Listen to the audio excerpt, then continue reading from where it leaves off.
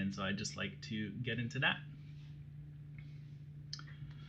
Hey, what's up YouTube? This is Tien, bringing you a video that's aimed towards newer players. So this will be a beginner guide for newer players, and then also after that we're going to be going over content for returning players, players who have maybe played Diablo in the past, but they've been away for a couple patches, and now they're back for the Necro patch, patch 2.6, and then the beginning of season 11. And so you're a brand new player, you just bought the game. My suggestion is to make a softcore seasonal character, and I'll go into what that means in a little bit. Pick any of the classes that look fun. Just quickly click around on them. Find one that you like their abilities, or you like the way they look, and just enjoy the campaign mode. Play through the campaign mode all the way through. Turn up your graphics, watch all the cinematics and stuff like that. And once you quote unquote beat the game, you'll unlock what's called adventure mode, and you can play solo, you can play with other people. You could also do the campaign mode with other people as well, but you can play up to with 4 other people, and you can try out adventure mode. And in that mode, it's a free-form game mode where you can revisit areas from the campaign, and you could do some stuff like doing bounties, which is going to some areas and doing different quests in those areas, going to some brand new areas that you may not have visited in the campaign mode. And the big thing that you'll be unlocking is actually rifts, which are dynamic maps filled with dynamic mobs. And in rifts, this is where you're going to spend the majority of your time kind of just farming gear and whatnot.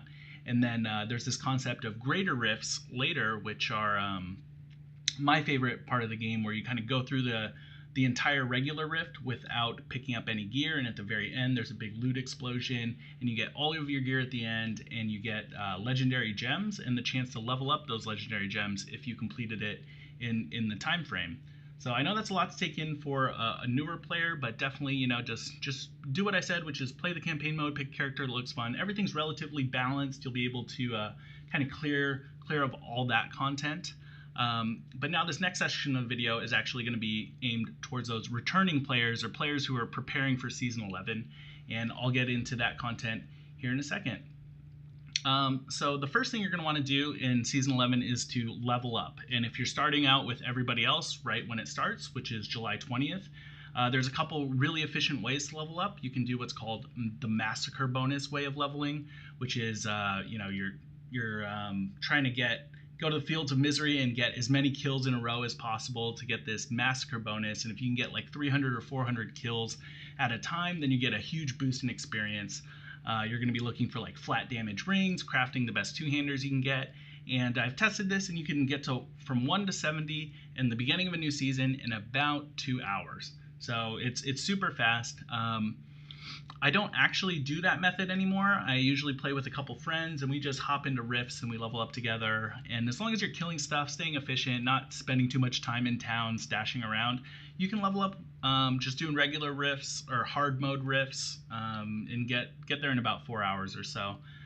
After that, I want to talk about what your next goals should be, which are finding a character that can farm T13 efficiently, and T13 bounties, T13 rifts, and then doing a level 70 greater rift. And this is what I was talking about earlier with the seasons journey, but the reason you want to make a seasonal character is you'll be getting that bonus for your extra loot. Basically, as you complete the seasons journey, you'll get these caches, heraldic caches, and you'll get some free sets. I'll have in the video description a link to some of my speed builds. The classes I recommend next season would be Demon Hunter, Wizard, and Necromancer. All 3 of those classes have really good free sets, and by free I mean the Seasons Journey sets, and you'll be able to farm content really fast in T13, and that'll give you a nice head start on the season if you want to get into Paragon farming. And now that you're set, you've cleared a GR 70, you've unlocked this idea of Primal Ancients, and that's something new that was introduced in patch 2.5, the previous patch. Now you can start hopping into the end game, right? And you start finding Primal Ancients. You can do 4-man teams, and if you stay subscribed to this channel, I'm going to have more video updates on what the 4-man meta is in Season 11.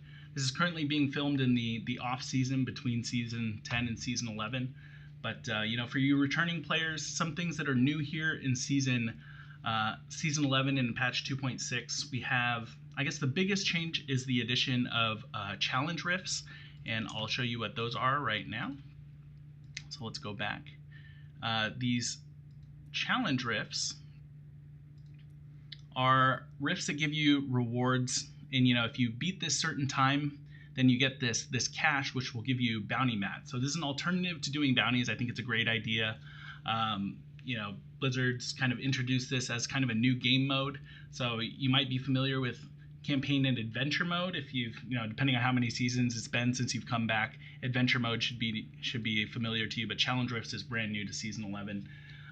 Another thing they've introduced this season is, the big elephant in the room is they've introduced a completely new class, this Necromancer here.